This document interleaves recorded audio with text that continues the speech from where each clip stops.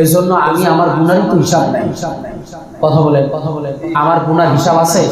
আমি কয়টা গুনাহ করছি, আপনি কয়টা গুনাহ করছেন, কিন্তু এটা বলতে পারি অনেক গুনাহ আমাদের জমে গেছে। কি বলেন ভাই, ঠিক না? অনেক গুনাহ কি আমাদের আমলনামায় জমে গেছে। এজন্য আমি আমার গুনাহ চিন্তা করে আমি জানিয়া আমি বুঝিয়া মুফতি সাহেবদের কাছে যায়া, উলামায়ে কেরামদের কাছে যায়া আমি গুনাহগুলোকে জানিয়া বাদ দিতে হবে। কথা বলেন না কেন? এবং ইস্তেগফার করতে হবে, আমল করতে হবে, কারণ আমি আল্লাহর কাছে যাইতেই হবে। এইটা আর আমাকে কেউ বাধা দিতে পারবে সত্য।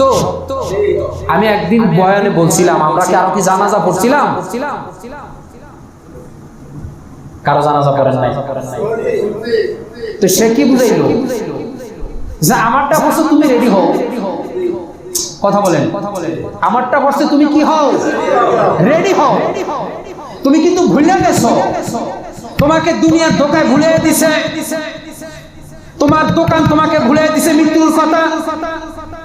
আলা রাসূলুল্লাহ সাল্লাল্লাহু আলাইহি ওয়াসাল্লাম আকসিরু যিকরা হাযিমিল্লা যাতিল মাউত। রাসূল সাল্লাল্লাহু আলাইহি ওয়াসাল্লাম জানিয়ে দেন, মৃত্যুকে এমন ভাবে তুমি স্মরণ করো যাতে মৃত্যু তোমার দুনিয়ার শানকে, সম্পদকে, দোকানকে, বাড়িকে, সব কিছুকে ধ্বংস করিয়া দিয়া বুঝিয়ে দেয় কিছুক্ষণ পরেই তো আমার জানাজা, কিছুক্ষণ পরেই তো আমার কি জানাজা। এইভাবে তুমি স্মরণ করো মৃত্যুকে, কারণ তোমার হালচাল, তোমার চলাফেরা, উঠা বসায় মনে হয় না তোমার মৃত্যু হবে, মনে হয় না। আল্লাহ বলেন, বান্দা তুমি এত বেকুব, বিন্নাল ইনসান আলী রব্বিহি লাকানুন, এত হারামি আমার সাথে, এত ধোঁকাবাজি আমার সাথে পারবা না তো? কেউ পারে নাই, পারবেও না। অল্প সময়ের জন্য তোমার বাহাদুরি, অল্প সময়ের জন্য তোমার বাহাদুরি আমি টান দিয়া দিলে বাহাদুরি শেষ। ঠিক কিনা ভাই? এই কথাগুলোকে দিলে লাগাইতে হবে, আমল করতে হবে। কি বলেন, কথা ঠিক আছে না? তো এখন বুঝাইতে চাইছি কি, সব খেলা শেষ, সব কিছু দেখছেন। একজন বলতেছে যে দুনিয়ার খেলা আমি বহু দেখছি, আমার চেয়ে বেশি খেলা তোমরা দেখো না। ঠিক কিনা বলেন? আর বাকি নাই, কিন্তু একটাই বাকি আছে, ইমানের খেলা এখনো শুরুই হয়নি। কথা বলেন, ইমানের খেলা যদি শুরু হইতো, ইমানের খেলা, ইমান যদি থাকতো, ইমানের চিন্তা যদি মানুষ করত, ইমান আমি মুসলমান, আল্লাহ, রসুল, কবর, হাসর, মিজান। কি কথা কি ঠিক আছে? ইমান আমি মুসলমান, আল্লাহ, রসুল, কবর, হাসর, মিজান। কি কথা ঠিক? এই কয়েকটার উপরে আমাদের খেলা শুরু হয় না এখনো। এই কয়েকটার উপরে খেলাধুলা একটু শুরু করেন ভাই। এগুলো খেলাধুলা শুরু করার কথা ছিল 5 বছর থেকে, এগুলোর খেলাধুলার কথা ছিল 5 বছর থেকে। এগুলোর খেলাধুলা 60 বছরও শুরু হয় নাই, 40 বছরও শুরু হয় নাই, 35 বছরও শুরু হয় নাই। ঠিক কিনা বলেন? শুরু হয়েছে? হয় নাই। এজন্য এগুলোকে আপনি এখনো শুরু করিয়া দেন, যাতে করে আল্লাহর কাছে আপনি একজন পবিত্র মুসলিম, পবিত্র বান্দা হিসাবে ঘোষিত হইতে পারেন। হ্যাঁ, অমুকে সব ছিল, কিন্তু আমি আল্লাহ তাকে পবিত্র বলে পছন্দ করছি, আমি আল্লাহ তাকে পবিত্র বলে দিলাম। আল্লাহ বলেন, আমি যদি কারো ব্যাপারে বলি সে পবিত্র, সে বিনা হিসাবে জান্নাত। বলেন সুবহানাল্লাহ। এই জন্য এই জায়গাটা কি গুনাহ দিয়া পবিত্র হয় ভাই? আপনারা আমার দিকে একটু তাকান না। তাহলে জুমার দিন ওইটা করি আমরা, শুধু নামাজ হোক। কি অবস্থা মানুষের! এই জায়গা কি গুনাহ দিয়া পবিত্র হয়? আত্মশুদ্ধির কিছু কথা বলি, ঝগড়াও না, নিরপেক্ষ কোরআন থেকে কথা। ঠিক কিনা বলেন না? পুরা জাতির জন্য কোরআন, শুধু মুসলমানের জন্য? পুরা জাতির জন্য আল্লাহ কোরআনকে নাজিল করছেন। বলেন আলহামদুলিল্লাহ। আপনারা যে পারপাসে, সেটা আপনার ব্যক্তিগত ব্যাপার। এখন আমরা মুসলিম, এখন মসজিদের মুসল্লি নিরপেক্ষ কোরআন হাদিসের কথা। বলেন আলহামদুলিল্লাহ। যুক্তি আছে কথা? ঠিক আছে। তাহলে এবার বলেন, গুনাহ দিয়া কি জায়গা পবিত্র হয়? আল্লাহর সাথে সম্পর্ক নেক দিয়া। বেশি ওয়াজ লাগবে না। আল্লাহর সাথে সম্পর্ক কি দিয়া? আমি সারাদিন করি গুনাহ,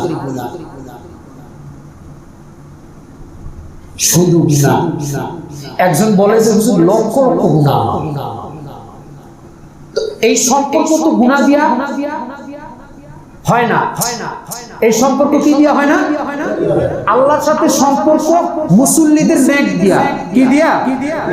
নামাজ দিয়া, সত্য দিয়া, হালাল দিয়া, জায়েজ দিয়া, পর্দা দিয়া, ভালো দিয়া, সৎ দিয়া, এডি দিয়া আল্লাহর সাথে কি?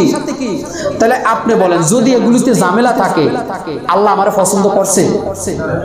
আত্মশুদ্ধির কথা বলতেছি, মানে আত্মশুদ্ধির বয়ান ওনার উপরে তকবার বয়ান, তো আপনারা বুঝ জানেন যদি আমার এগুলো তো ঝামেলা থাকে আল্লাহ আমারে পছন্দ করছে?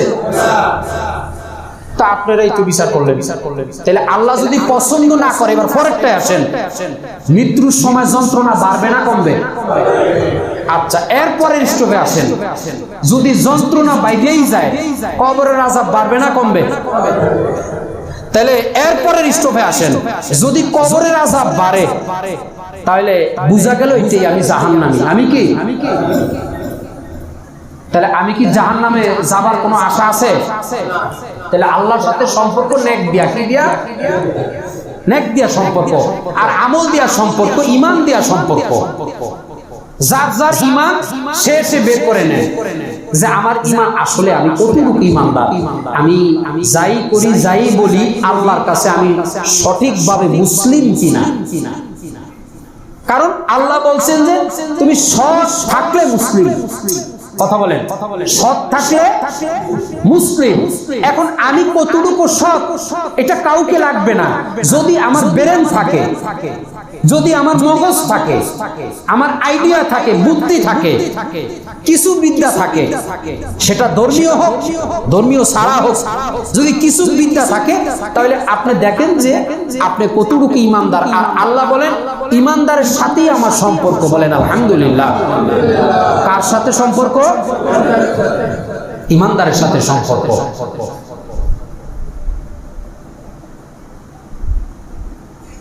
আমি অমুক বাড়ির অমুকে, কবরের ভিতরে প্রশ্ন হবে আমি অমুক বাড়ি অমুকে, পুরো ফেরেশতা জিজ্ঞেস করবে মার রব্বুকা, আরে আমি অমুক বাড়ির অমুকে, আমি অমুকের ছেলে। কথা বলেন, আমি অমুক কাজ করতাম, আমার মেজাজ এরকম ছিল, আমার চেহারা এরকম ছিল, আমার ইজ্জত এরকম ছিল, আমার এরকম সম্মান করত, আমাকে এরকম ভয় পাইতো, আমাকে মানুষের গন্ত, আমার কাছে মানুষ শিখতো, আমার মানুষ কর দিয়া কথা কইতো, আমার ব্যাপারে মানুষ চিন্তা ফিকির করতো, আমাকে মানুষ এরকম ভয় পাইতো। ঠিক কিনা? প্রশ্নই যাবে না মার রব্বুকা, মান নবিয়ুকা হাযার রাসূল। এগুলো কি বলতেছ? মানে এটা কি?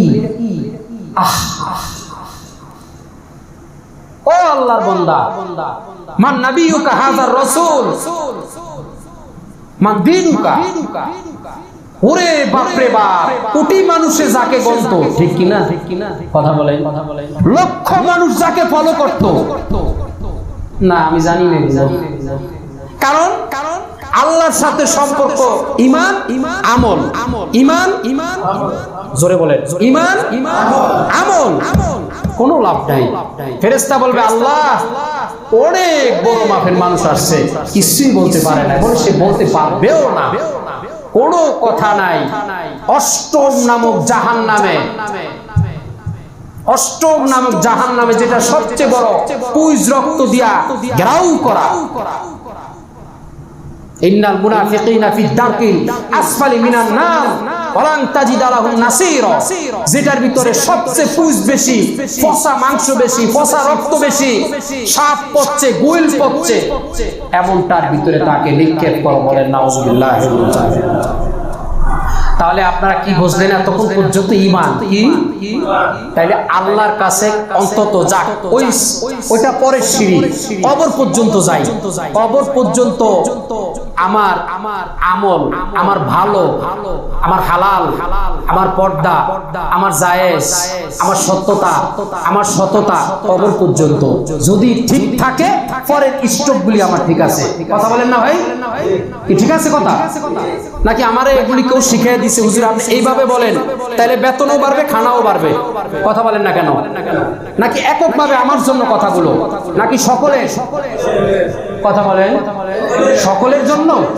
তাহলে আমল করব তো ইনশাআল্লাহ আরো কিছুদিন পরে, নাকি এখন থেকেই শুরু।